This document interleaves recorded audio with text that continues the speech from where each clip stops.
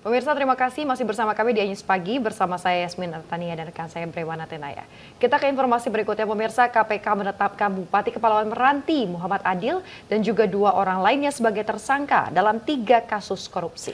Muhammad Adil diduga melakukan korupsi pemotongan anggaran OPD, suap terhadap auditor BPK, dan suap fee jasa travel umroh.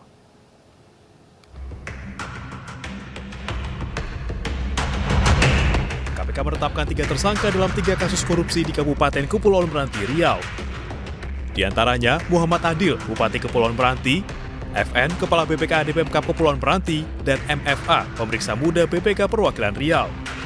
Muhammad Adil diduga menerima 26,1 miliar rupiah dari berbagai pihak dalam korupsi pemotongan anggaran operasi perangkat daerah atau OPD, suap pengkondisian pemeriksaan keuangan, dan suap fee jasa travel umroh. KPK menyita barang bukti berupa uang 1,7 miliar rupiah dari hasil operasi tangkap tangan. Sebagai bukti awal dengan korupsi adalah MA telah menerima uang seluruhnya sekitar 26,1 miliar dari berbagai pihak, dan tentunya hal ini nanti akan ditindaklanjuti dan didalami lebih lanjut oleh tim penyidik yang terdiri dari kegiatan tangkap tangan diamankan uang sejumlah 1,7 miliar yang terdiri dari 1 miliar yang diterima oleh auditor BPK dan selebihnya diterima dari SKPD, dari pemotongan uang pengganti maupun pengisian uang persediaan. Kemudian untuk penerimaan lainnya ini berupa di proyek selama tahun anggaran 2021 sampai 2023 ini sekitar 24 miliar 400 juta rupiah. Sebelumnya KPK telah memeriksa 8 dari 28 orang yang diamankan dari 4 lokasi, termasuk sejumlah pejabat di Kepulauan Meranti dan pihak swasta. OTT berlangsung di rumah dinas Bupati Kepulauan Meranti pada Kamis malam sekitar pukul 23.30 waktu Indonesia Barat. Penyidik KPK membawa sejumlah barang bukti serta menyegel ruangan Sekda dan Kabak Umum Kepulauan Meranti. 3 tersangka ditahan selama 20 hari dari tanggal 7 hingga 26 April 2023. Muhammad Adil dan FN ditahan di rutan KPK pada Gedung Merah Putih, sementara MFA di rutan KPK pada Pomdam Jaya Guntur.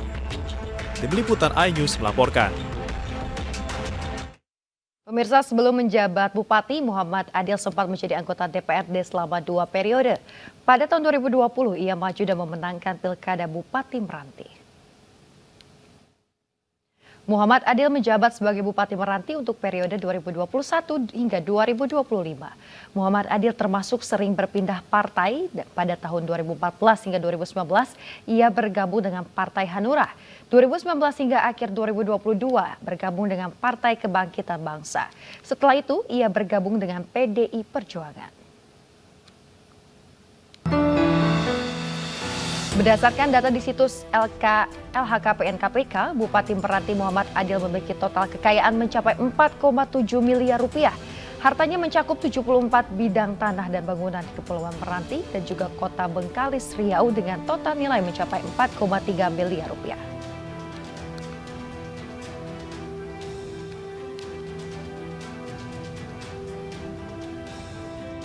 Nama Bupati Meranti Muhammad Adil mencuat saat berseteru dengan Kementerian Keuangan mengenai bagi hasil migas. Bupati menganggap pembagian hasil migas antara pemerintah pusat dan daerah tidak adil. Yang macam-macam, Pak. Yang seperti biasa, kemarin 114 miliar. Itu kemarin 2022. Sekarang minyaknya naik. Liftingnya naik, dolarnya naik, lah dapatnya kok malah 700 juta rupiah tambahannya, kena apa?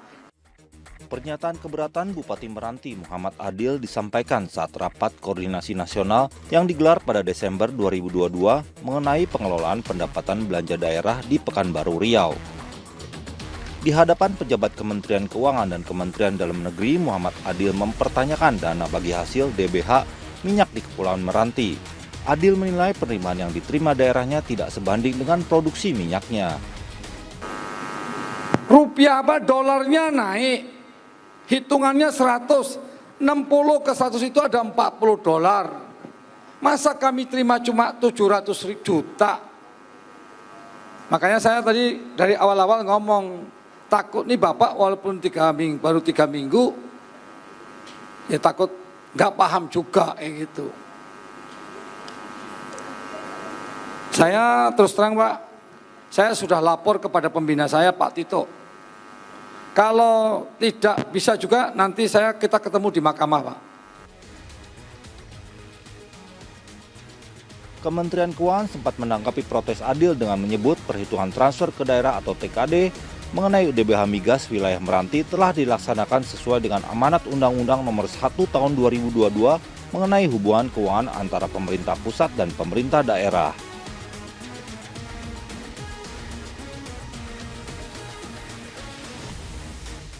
Tadi saya sampaikan secara kebijakan, ada kebijakan baru di tahun 2023 ini, di mana bagi hasil itu juga diberikan kepada daerah yang berbatasan, bukan hanya daerah. Tidak hanya ribut dengan Kementerian Keuangan, Bupati Muhammad Adil juga pernah berselisih dengan Gubernur Riau Samsuar. Adil menolak Gubernur Riau kunjungan ke daerahnya. Adil juga pernah menolak hadir dalam rapat koordinasi yang digelar Pemprov Riau. Padahal acara yang digelar di Pekanbaru dihadiri Menteri Dalam Negeri Tito Karnavian.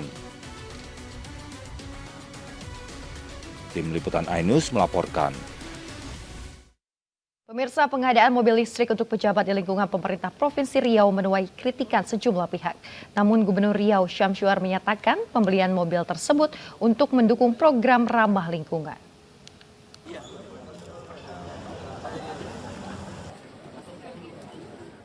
Pembelian 10 unit mobil listrik oleh Provinsi Riau menuai sorotan masyarakat lantaran menggunakan APBD Riau tahun 2023 dengan total anggaran sebesar 10,4 miliar rupiah.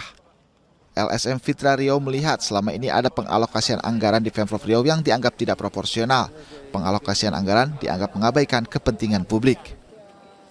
Sejauh ini kan kita masih melihat bahwa ada semacam penganggaran yang tidak proporsional antara yang di situ dibutuhkan untuk kebutuhan publik dengan kebutuhan yang menurut kami tidak prioritas, kayak pembangunan vertikal termasuk juga pembangunan pengadaan kendaraan listrik ini. Yang itu sebenarnya justru. Sementara itu Gubernur Riau Samsuar menyatakan pembelian mobil dinas untuk kelancaran tugas pimpinan daerah sekaligus mendukung program Go Green. Jadi sebenarnya ini program bukan hanya program Riau Hijau ya, tapi kan ini sebagai upaya kita agar mengurangi emisi. Dan kita tahu bahwa polusi dari asap mobil ini juga punya pengaruh. Di samping juga ini juga untuk dalam rangka untuk hemat energi. 10 mobil listrik ini diserahkan Samsuar kepada 8 pejabat di lingkungan Pemprov yakni Sekda Riau, Ketua DPRD Riau, Kejati Riau, Komandan Lanut Rusmin Nurjadin. Selain itu, ada juga Kepala Badan Penghubung Pemprov Riau di Jakarta serta Gubernur dan Wakil Gubernur Riau. Dari Pekanbaru Riau, Indra Yusrizal, iNews melaporkan. Ganjar Pranowo dan Presiden Jokowi sholat Jumat bersama di Masjid Raya Syekh Zayed, Solo, Jawa Tengah. Di sela-sela waktu sholat Jumat bersama, bahasan antar Ganjar dan Jokowi membuat publik bertanya-tanya.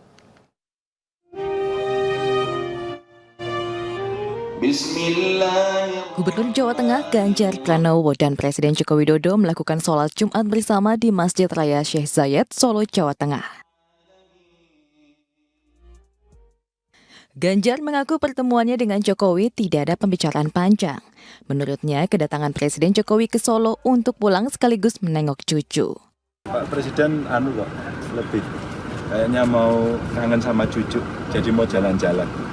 Malah saya diminta jalan aja gitu. Mau kemana Pak Gub?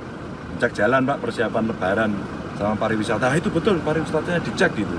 Jadi saya mau jalan ke arah barat sama ke arah timur sekitar Solo untuk ngajak jalan, pasar-pasar, mal-mal yang sudah mulai rame, sama tempat pariwisata. Dalam kunjungan di waktu libur panjang akhir pekan ini, Jokowi ditemani Wali Kota Solo sekaligus putra sulungnya Gibran Rakabuming dan sang cucu Jan Etes Sri Narendra. Dari Solo, Jawa Tengah, Tim Liputan iNews melaporkan. Jenazah istri Wakapolri Komjen Gatot Edi Pramono, Tutik Gatot Edi tiba di rumah duka dini hari tadi. Dengan pengawalan ketat dari kepolisian, jenazah Widi Astuti tiba di rumah duka di perumahan Unilever, Meruya Selatan, Kembangan, Jakarta Barat pada pukul 3.20 dini hari tadi. Almarhumah rencananya akan dimakamkan pagi ini di TPU Joglo, Kembangan. Puluhan anggota BRIMOB bersenjata lengkap berjaga di rumah duka. Banyak karangan bunga berjejer di rumah duka mengucapkan bela sungkawa atas berpulangnya almarhumah. Istri Wakapolri Gatot Edi Pramono, yakni Widi Astuti binti Wisma Doko, meninggal dunia di Farrer Park Hospital Singapura pada usia 52 tahun.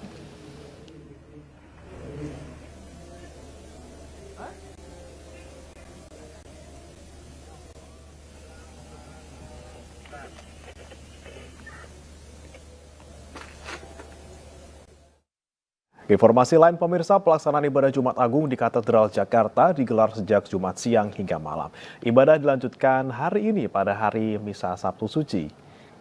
Ibadah Jumat Agung dilakukan dalam 3 sesi. Sesi pertama dimulai pada pukul 12 siang kemarin, kemudian dilanjutkan sesi kedua pada pukul 3 sore, dan sesi terakhir pada pukul 6 sore hingga pukul setengah 8 malam.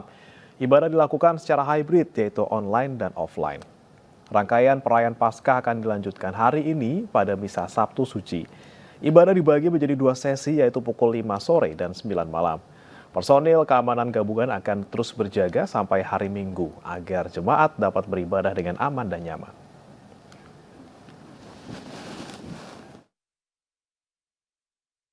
Pemirsa, rangkaian prosesi Jalan Salib digelar di sejumlah gereja di Indonesia. Ritual ini adalah bagian dari peringatan Jumat Agung.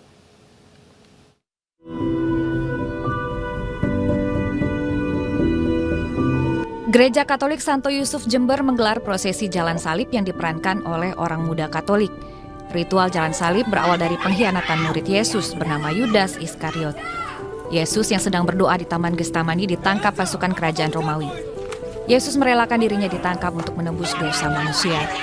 Hingga akhirnya, Yesus dibawa ke Bukit Golgota dan disalib di sana. Pada hari ketiga setelah kematian Yesus bangkit menuju surga. Setelah itu, hari kebangkitan Yesus diperingati sebagai Hari Paskah.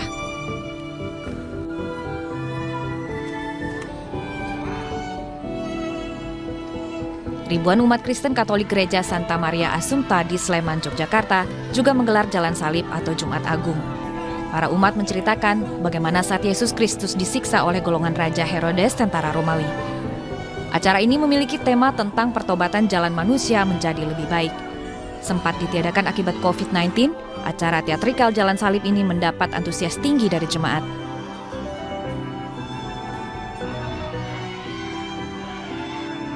Jalan Salib hidup juga diperankan oleh orang muda Katolik Paroki Santa Theodorus Velu di Kecamatan Lamkanen, Kabupaten Belu, Nusa Tenggara Timur dalam memperingati Jumat Agung. Diharapkan, Jalan Salib ini dapat membangkitkan kembali iman umat manusia yang semakin hari semakin pudar oleh perkembangan zaman dan agar setiap orang selalu melayani sesama, bukan demi kepentingan pribadi. Tim Liputan iNews melaporkan. Sekitar 11 orang terluka dalam kebakaran gedung apartemen dini hari di sisi barat Detroit. iNews Pagi akan segera kembali usai jeda berikut.